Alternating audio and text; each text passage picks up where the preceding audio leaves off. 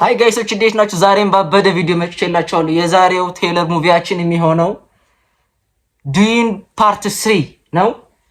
ኦፊሻል ቴይለሩ ለቀውታል። ፓርት 2 እና ፓርት 1 ያው የሚገርም ፊልም ነበረ። አሁን ፓርት 3 ተሰርቶለታል።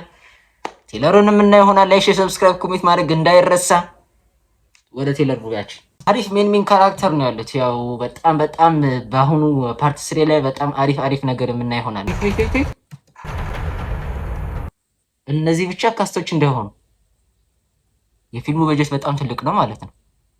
እነዚህ ብቻ ካስቶች ከሆኑ እኔ ብዙ የሆሊውድ አክተሮች ብዙም አላውቃቸውም፣ ለዛ ነው።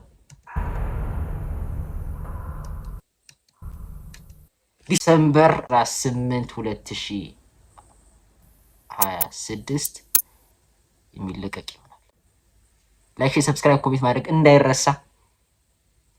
ቀጣይ ሙቪ እስከምንገናኝ ድረስ Bye.